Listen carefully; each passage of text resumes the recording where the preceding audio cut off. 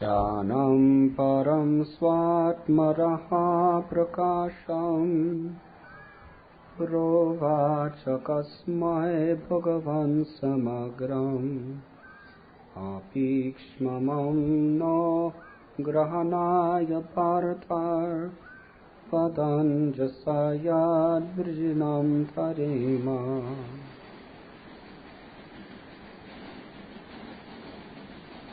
O my Lord, kindly explain to us, if you think us competent to receive it, that transcendental knowledge which gives enlightenment about yourself, and which you explained before to Brahmaji. Purport by His Divine Grace, A.C. Bhaktivedanta Swami Prabhupada. A pure devotee like Uddhava has no material afflictions because he engages constantly in the transcendental loving service of the Lord. A devotee feels afflicted without the association of the Lord. Constant remembrance of the Lord's activities keeps the devotee alive, and therefore Uddhava requested that the Lord please enlighten him with the knowledge of Srimad Bhagavatam as previously instructed to Brahmaji.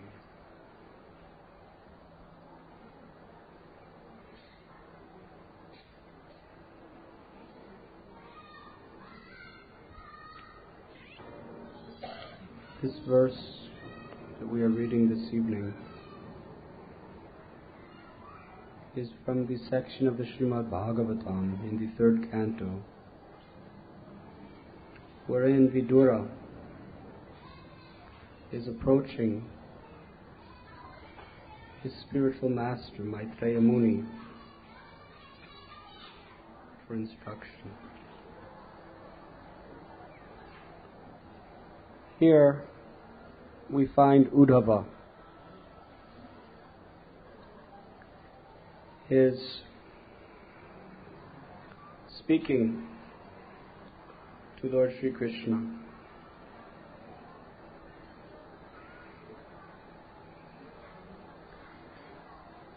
He is approaching submissively. He is not demanding. In transcendental knowledge, we must understand it is a different approach than mundane knowledge. In material education, you pay some fees, you pass some exams, you're admitted to a university, and they must teach you. Your qualification is that you have the proper academic skills, you have paid your dues, and you're willing to follow certain rules according to the college. And then it is the duty of the teacher to instruct you what you have paid for. But spiritual knowledge is not like this at all. Spiritual knowledge is given and received on the basis of love and trust. You cannot pay a spiritual master, nor is it the spiritual master's duty to give anyone anything on the basis of material qualifications. There's only one qualification required to receive spiritual knowledge, and that is humility and submissiveness. Advidi pranipatena pariprashnena sevaya upadeshati te jnanam jnaninastu darashana. Krishna says in Gita, one should approach Gurudev and inquire submissively and have a willingness to render service. See, in a college, you are not obliged to serve your teacher.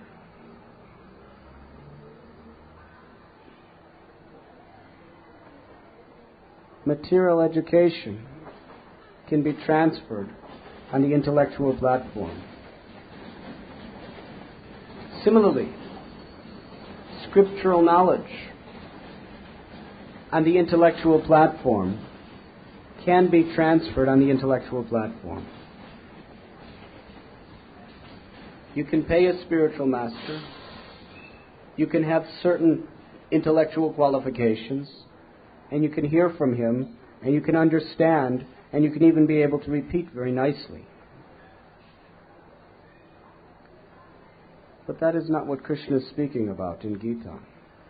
He is speaking about that knowledge purifying your heart, entering into your consciousness and transforming your life. We see that oftentimes spiritual life is approached just like mundane knowledge. You go, you sit, you learn. We find so many times there is some speaker of the Bhagavat, or there is a speaker on Gita, or there is a speaker on Ramayana, and people, sometimes by the dozens, sometimes by the hundreds, sometimes by the tens and thousands, they go and they sit and they listen. And they can even repeat what they have heard. But generally we find that there's not a change in their life. There's not a realization, a dedication, and a sense of surrender to God. Instead we find some intellectual education, some stimulus to the mind and intelligence, and sometimes some just wonderful entertainment. A lot of joking words, a lot of fabulous stories being told. And no doubt this is nice. But what we are reading here in the scriptures about how the real great souls have received knowledge, it is a different thing. They are approaching with a submissive, humble heart, with a willingness to serve. When our consciousness is in that state, then the spiritual master or the great devotee of the Lord can truly impart, imbibe realization and spiritual understanding within our heart.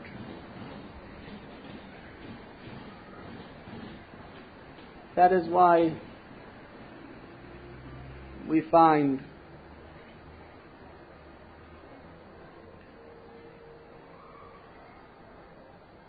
in these scriptures wonderful stories. There's one story our Guru Dev would tell about a Brahmin. He was very learned, and he was very much expert at all types of puja and ritualistic performances. And he was also very famous for his being a great pundit. But he was also very proud. It's very difficult to have all these qualifications and not become proud.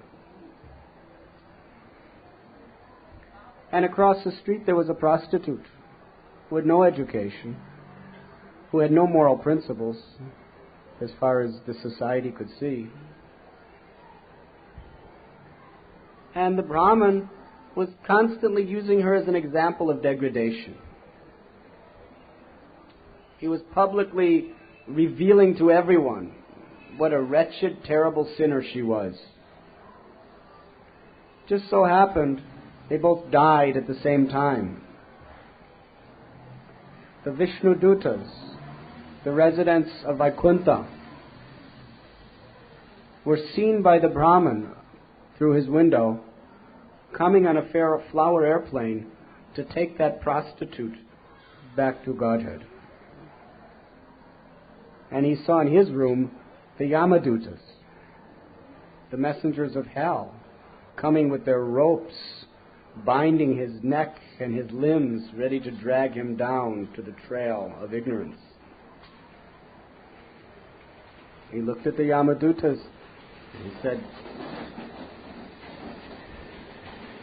that you have your addresses mixed up, I believe. They're supposed to be here, and you're supposed to be there. After all, she's a sinner, and I'm a great saint.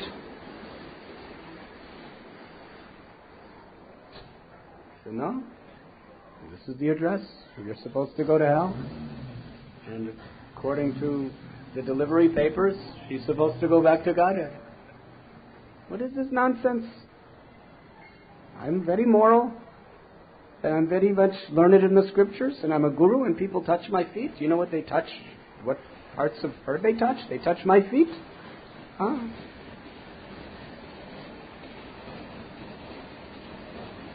They said to him, yes, you are learned. According to our report, you are learned, and you are very moral, and you are very famous, and you are also very, very proud and offensive to others. And according to our report, yes, she engages in many sinful activities, but she's helpless.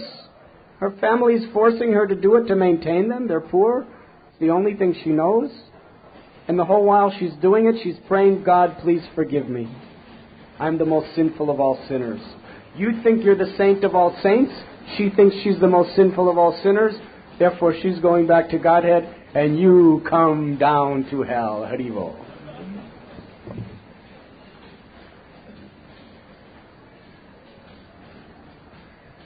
So we find so many examples of this, where if a person can simply approach a saintly person with submissiveness and a desire to serve, that person is fit for the highest perfection of life. But if we try to manipulate a saintly person, if we demand from them, if we expect from them, that is our disqualification. Here, he is explaining to his guru, kindly explain to us, if you think us competent to receive it, the transcendental knowledge which gives enlightenment.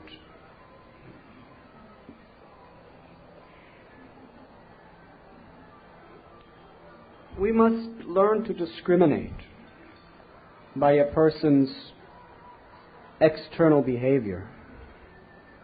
But at the same time, we must understand the limitations of our own material vision.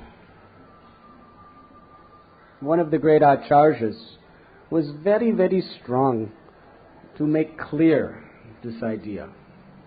In fact, many of them were, but I'll use one for example. There was a great devotee of the name Gorakishore Das Babaji. He is our Param Guru. He is the spiritual master of Srila Bhakti Siddhanta Saraswati, who is the spiritual master of A.C. Bhaktivedanta Swami, who is my beloved Guru Maharaj. So, through this Gorakishore Das Babaji Maharaj, we are receiving the transcendental gift of love of God, of prema bhakti, transcendental knowledge.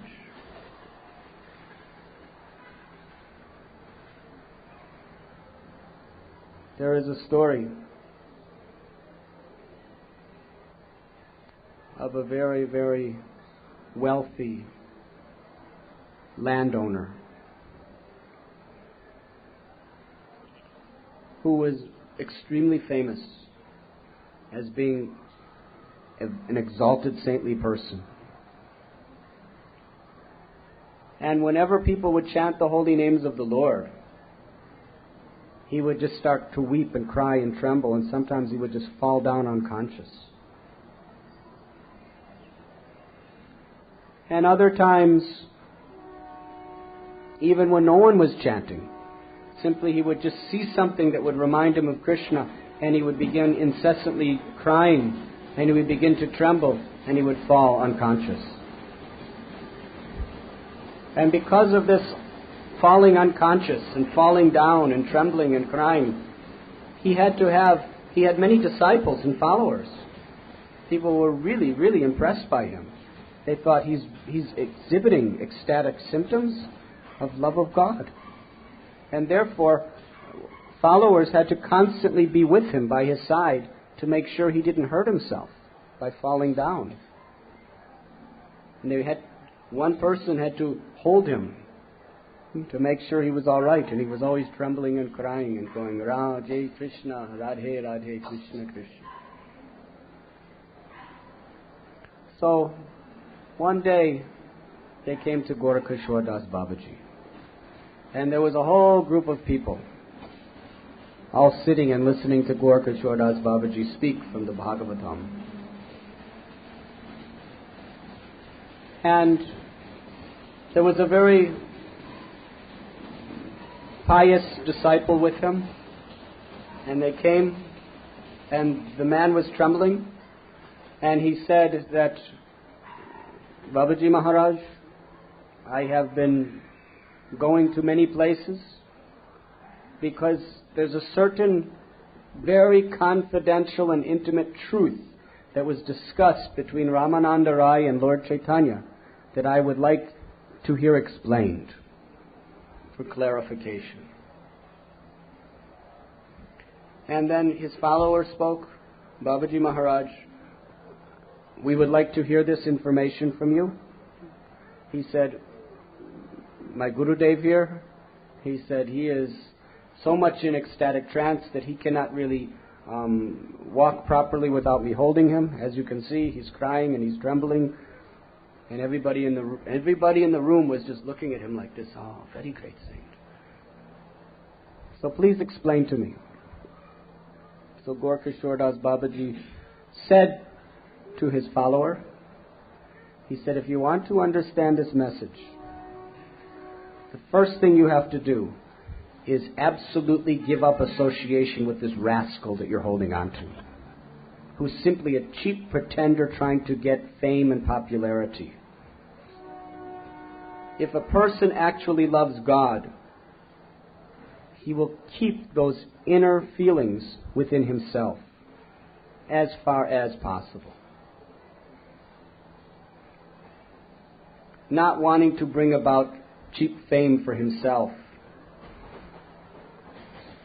He said, to atone for whatever you've heard from him, you should come and associate with true devotees who are humble and gentle, and you should hear the Chaitanya Charitamrita 100 times.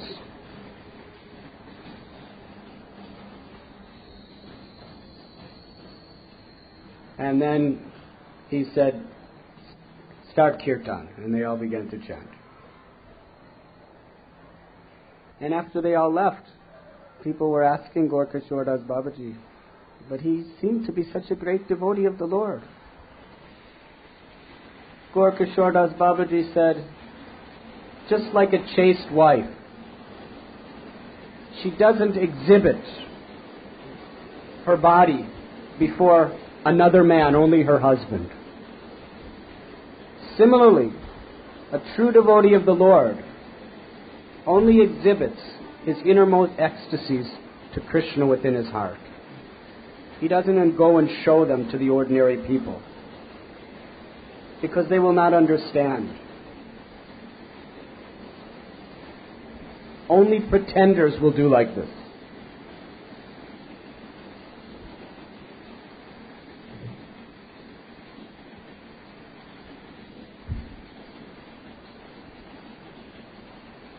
We find in the life of Krishna himself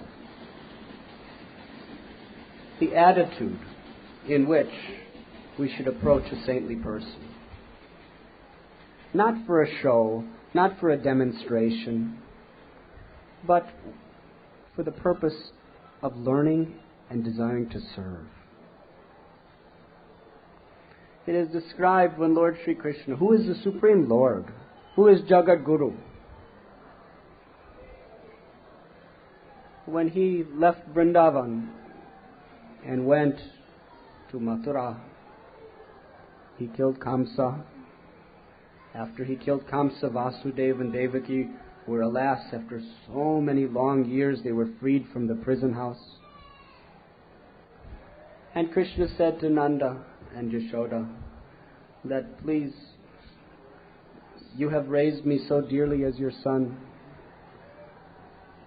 But now my real mother and father, Vasudeva and Devaki, they have suffered so much in separation from me. Let me stay with them for some time. So then Nanda and Yashoda went back to Vrindavan.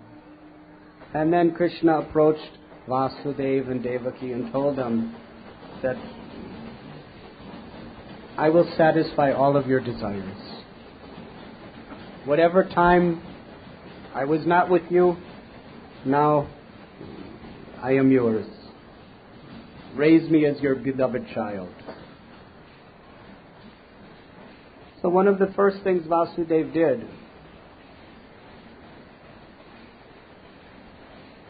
is he wanted to demonstrate what is the real duty of a parent. Guru na sasyat svajini na sasyat, pita na sasyat janini na sasyat. The real duty of a parent, first and foremost, is to make sure that their child becomes a perfect lover of God, becomes a self-realized soul, never has to take birth and suffer again in this world. Education, having nice food, having nice clothing, having a nice home to sleep, they are all secondary. They are important, but they are secondary. They are all only important insofar as they are facilitating the most important thing, and that is self-realization. So Vasudeva, after embracing Krishna and Balaramji and weeping tears of love for them, first he had him initiated with the sacred thread, Krishna and Balaram. Vasudeva arranged Garga Muni, the family priest, to give them the Gayatri mantra and to teach them the regulative principles by which they should chant this mantra and live. And shortly after that, they decided that our beloved child, Krishna and Balaram, they need very, very wonderful spiritual training. Try to understand. They hadn't seen Krishna for, it was about 12 years and 8 months. They would hear rumors about him in Vrindavan, that Agasura, Putana, Trinavarta, Keshi, Aghasura, Vatsasura, Bakasura, Pralambasura, Sakatasura. They would hear, while they were in their prison house, they heard about all these mighty, terrible, mystic demons coming to kill them and how Krishna would destroy them all. And they would hear stories about how Krishna was dancing with gopis and how Mother Yashoda and Nanda Maharaj were so lovingly and tenderly caring for them. And meanwhile, Vasudeva and Devaki, they were just feeling simultaneously so much pleasure that Krishna was receiving so much love and so much affection from his foster parents. But at the same time, they were feeling grief in their hearts that we had 7 children in a row that were murdered by Kamsa right before our eyes. And then by the arrangement of Yogamaya, we had a child that appeared to be a miscarriage, transferred from my womb to the womb of Rohini. And then finally, the 8th child, Krishna, 8th child, Krishna, when he was born, that very night of his birth, as we saw his beauty, the emblem of all opulence sitting before us, can you imagine when a mother sees an infant child in this world, how she immediately falls in love with that child? We have heard. When that child comes out of their womb and they look at it, it's just love at first sight between a mother and a child. And, let's face it. What does a human child look like when they just come out of the womb? They're not really very attractive at all. They look something like dried fruit, right? Like raisins or something. They're all shriveled and they're crying and their eyes can't see and yet they're, oh, my beloved, I love you, I love you, I love you. Oh, that's a mother's love for child. Can you imagine if your child is Krishna? He wasn't dried fruit. He was beautiful.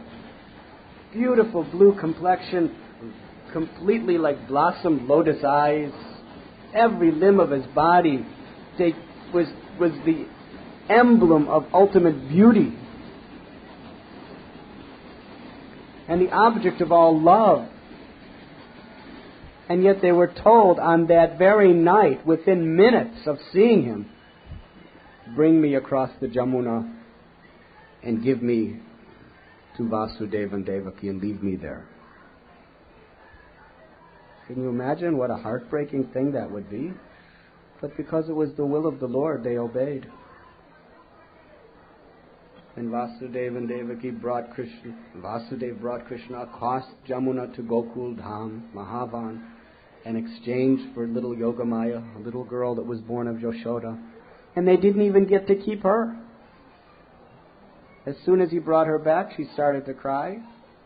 And then Kamsa came and lifted her to kill her, and she went into the sky and said, Kamsa, the person meant to kill you is somewhere else, and you will die. Haribo. And then she went. She just went. Vasudeva and Devaki, they were left alone in prison. And for that 12 years and 8 months that Krishna was having wonderful Leela with Yashoda and Nanda, most all that time they were sitting in a prison cell with no children, no freedom. So after all this time, you can imagine, what does it say? Absence makes the heart grow fonder. Huh?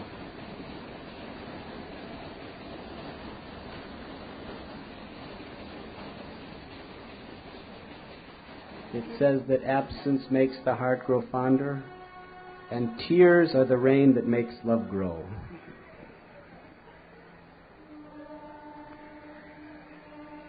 So when Krishna and Balaram, after so long, it was their first vision of them. They came into Mathura. They killed Kamsa. And then they were sitting with their mother and father and said, now we will stay with you. Now we are yours.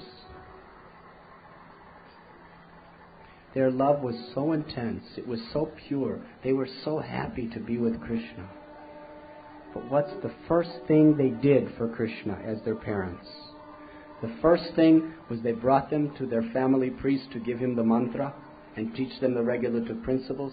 And right after that, they sent Krishna to northern India, to the ashram of Sandipani Muni, to study and learn spiritual principles from him, and then come home. This, you can imagine, is a great sacrifice. But it's the expression of true love. And Krishna and Balaram, although they are the Supreme Lord, Krishna is the original Godhead, and Balaram is none different from him, the original expansion of Godhead. So here is the absolute truth, the one without a second, in two divine forms, who are the source of all knowledge and the source of all creation. But they were just children, just approaching their teens. And when they went to Sandipani's Muni ashram, they shaved their heads and kept the Shika.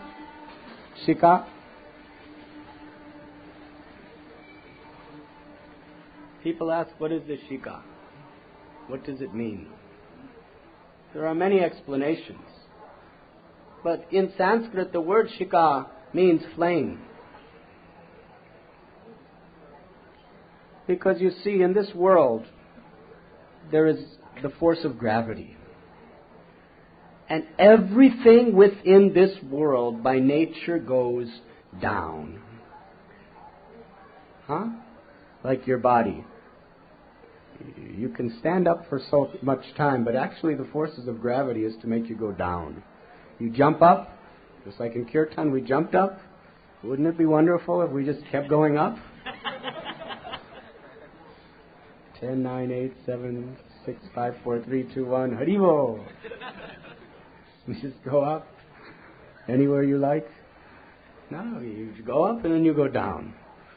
And some people like Devamrita, they come down like this. Some people like Radhanath, they come down like this. And Sarvabhauma, he comes down like this.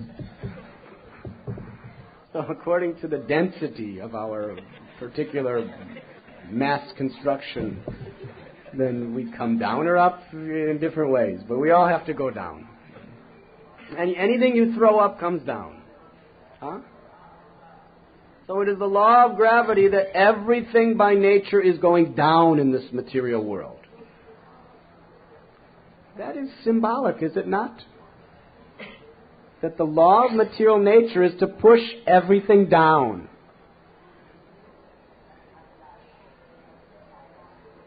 But there are two things within this creation that by nature go up.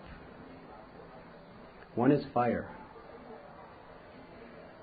Fire, by nature, doesn't go down. It goes up. It defies the law of gravity. And the other is transcendental knowledge. Transcendental knowledge, by nature, anything it comes in contact with, brings it up. But everything mundane, all mundane knowledge, all mundane everything, pushes you down. But anything that is connected to transcendental knowledge goes up. So Shika means a student of transcendental knowledge. And that transcendental knowledge, like a flame, brings us upward. So Krishna and Balaram, they accepted. And when they approached their Gurudev, Sandipani Muni, they approached him exemplary for all of us to understand how to approach a saintly person. They approached with all submissiveness, like obedient menial servants.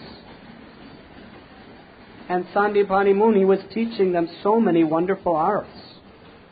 There's pages and pages in the Bhagavatam explaining the basic arts that they were taught. Not only scripture, but so many practical things. Like painting and drawing. Even taught him how you can tell what's in a person's hand if it's closed. All such nice things. Huh? But most of all, they were taught everything in relationship to the absolute truth.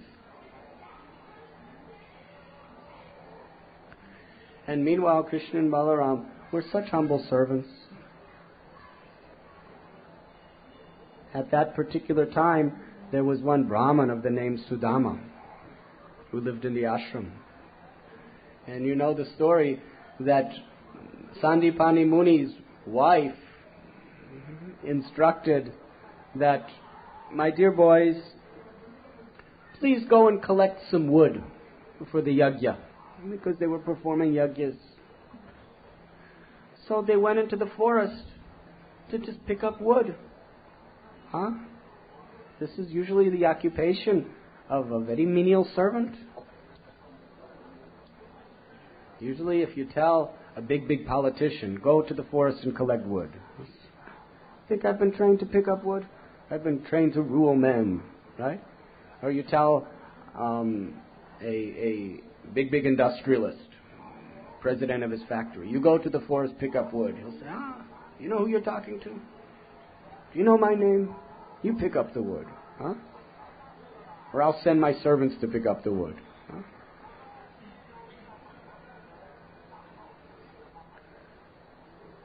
Who's Krishna? He's the Supreme Personality of Godhead. And his Guru told him, you go pick up wood. Yes, Master. For you I will pick up wood. And he and Sudama went deeper and deeper and deeper into the forest looking for nice pieces of wood, collecting it, bringing it back. So in this way, Vasudeva and Devaki taught Krishna how to submissively inquire from a saintly person, how to learn from him, and how to be his menial servant. They considered this is the first most important expression of love that we can offer to our child. And they were willing to make such a sacrifice for that. It is described that after Krishna's education in Balaram, they approached their guru and bowed down at his lotus feet and said, Guru Maharaj, we are so grateful to you for what you have given. Now it is our duty to offer you Guru Dakshin, to offer you some gift. What can we do? Now Sandipani Muni knew full well that Krishna was the absolute truth.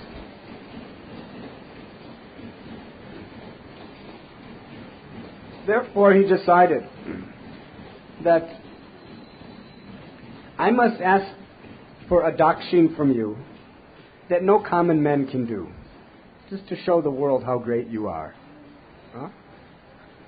So some years ago, we had a little child, and he drowned in the ocean while he was on the shore of Prabhasa Kshetra.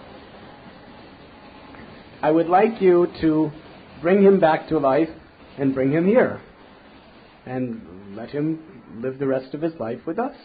Nice life. Krishna and Balaram said, whatever way we can serve you, we will. So they went to Prabhasa Kshetra. They approached the ocean. And they requested the deity of the ocean to become present. At that time, the presiding deity of the entire ocean came before Krishna.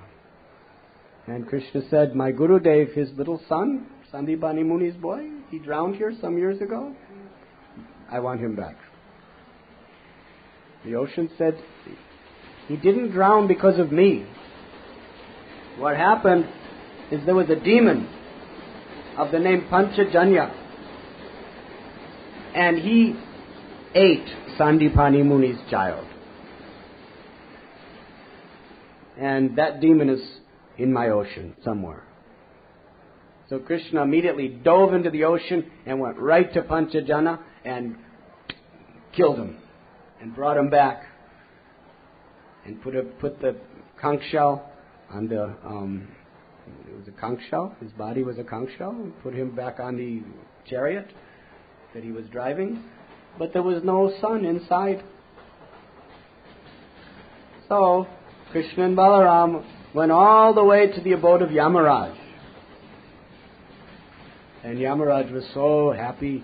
Yamaraj was a Mahajan. He understood that he may be looking like a little boy with sika and shaved head and he owns a 12, 13-year-old child, but actually I know who he really is. Here is the Lord of Death, who is the master of practically everyone in this world, ultimately. He makes the final decisions for all persons who are not God's devotees of where they must be destined.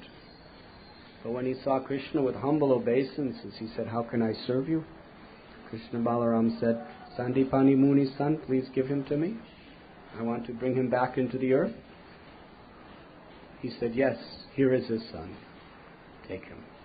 So Krishna brought the little boy back to Sandipani Muni and his mother and said, here is your child. Is there any other service we can render? And Sandipani Muni was so happy. He said, you are the supreme bestower of all blessings. But you are asking me for a blessing? Because it is your desire, I will bless you. Just like he explained that just like the ocean, water is evaporated from the ocean and forms into cloud, and then that cloud is pulled by the wind to the mountains, and then it pours water, and that water fills up the rivers, and then the rivers go back down into the ocean. Huh? So like that. You are the supreme bestower of all blessings, but by your divine arrangement, you are asking me to give you a blessing, so I will give you a blessing. My blessing is whatever you speak will be absolutely true, without any question, without any doubt. And my next blessing is that your wonderful pastimes will be supremely attractive to give liberation to all fortunate souls who hear them submissively. And then Krishna, very happy to receive these blessings, bowed down to his guru. And then Sandipani Muni said, now, he said, I am so much immersed in pleasure because I have disciples like you. Now you please go home. And with permission, they went home to Vasudeva and Devaki and lived for so many long years with them. They lived about 112 years with Vasudeva and Devaki. Give as the supreme object of pleasure to every aspect of their life.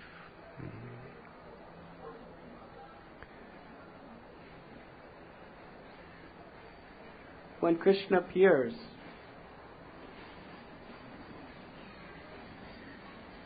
sometimes he shows his supreme position as the absolute truth or God.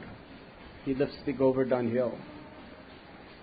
He expands himself as 16,108 forms simultaneously.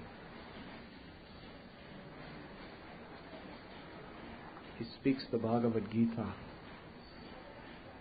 But sometimes he shows us how we should live. He pretends to be a human being to show us the path of perfection.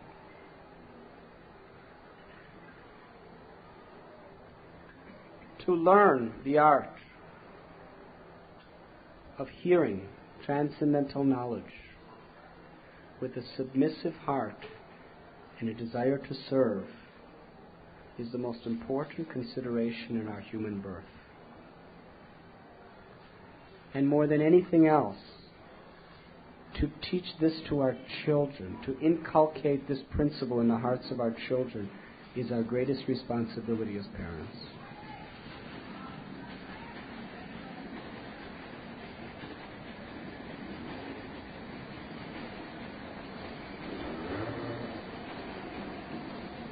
Just 2 days back, some of our devotees were speaking to me about a little 19-year-old girl who somehow or other came into a type of association where she became rich and famous. Huh? What kind of association? You know the story? It was in the papers. She was only 19. What is a 19-year-old girl? What do they know? Huh? But they think they know. Everyone thinks they know. She was beautiful. She was famous. She was fabulously wealthy. She was very, very skilled in her profession.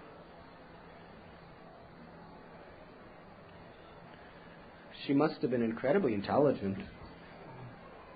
To memorize lines and all these things, you need a very fertile brain. She had all of these opulences. But what is drinking? People question. This was the question I read in the newspaper. Did she commit suicide, or was she just so drunk she just fell off? Huh? Suicide means you're so frustrated with life that you can't face it and you want to end it. But factually, drinking alcohol and taking drugs is the same thing. People take alcohol and take drugs because they're so frustrated with life that they don't want to face it. They want to forget. The only difference is one's a temporary suicide and one's a final suicide. You get drunk because you don't want to face the world. You want to forget everything. You want to just annihilate, suicide. And hope that when you sober up, things might be better. But usually they're worse. Huh? So then you have to do it again. So in either case, this person, poor little soul, was frustrated with life. Totally frustrated. So what is the use of having millions of dollars, being famous, being skillful, being intelligent, and being beautiful if you're frustrated with life? The beggars in the street, they're not so frustrated with life. They beg for a rupee so that they could go on living. So obviously they're not so frustrated because they want to go on living. But we must know that our society is leading all our youth to this type of consciousness. To think that beauty and social acceptance and popularity and money and skills, that these are going to make us happy. Huh? You must know that your children are completely within the jaws of a society that's leading everyone to this consciousness, which is a consciousness which brings frustration, loneliness, and emptiness. By their parents giving an example and giving an opportunity for children to learn what is really pleasure, what is really the goal of life. You can be an actress, you can be an actor, you can be a politician, you can be a writer, a poet, a businessman, a lawyer, a doctor, a housewife, a student. But if you do it with an understanding of the goal of life, with the inner satisfaction of devotion to God, then your life is a success. Then nothing can impede the fulfillment of your life. Sandipani Muni taught Krishna and Balaram so many arts, but it was all on the basis of service to the Absolute Truth. This is the first consideration that we must put in our own lives and in the lives of those who are depending on us. Ultimately, they have their choice. They can accept or reject. But it is our duty to give them a chance. And in giving, we receive. The more we try to give Krishna to others, the more Krishna gives himself to us. That is the spiritual principle. Material principle is the more you give, the less you have. But spiritually, the laws are opposite of material laws. Spiritually, the more you give, the more you have. And materially, the more you try to keep, the more you have. But spiritually, the more you try to keep, the less you have. Our Guru Maharaj used to say, whatever I'm giving you, you must repay me by giving it to others. Huh?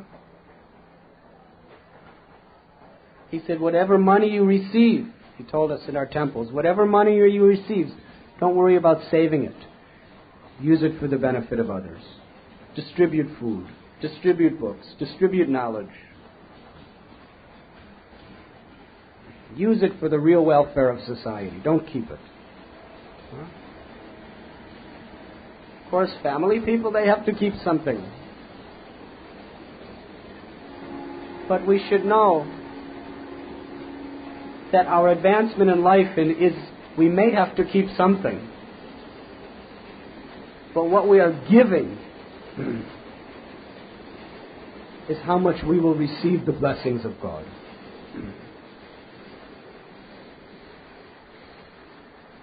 We are not speaking just about money.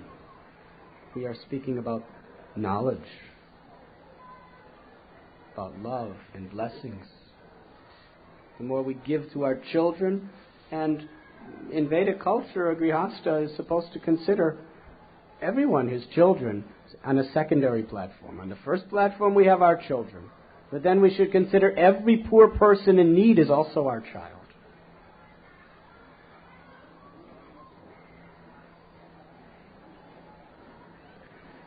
That willingness to serve God and serve humanity and to submissively hear is the qualification by which we can not be dragged down by the laws of nature, but we can go up. Lifted, liberated from the pangs and struggles of worldly life. Physically, materially, we have to struggle in this material world. You can't stop. But our heart, our consciousness, should be transcendental, above and beyond all of these dualities. To be in this world, but not of this world. This is the real goal of life. And this is the gift we should be aspiring to achieve and distribute it to all we love. Thank you very much. Hari Bol.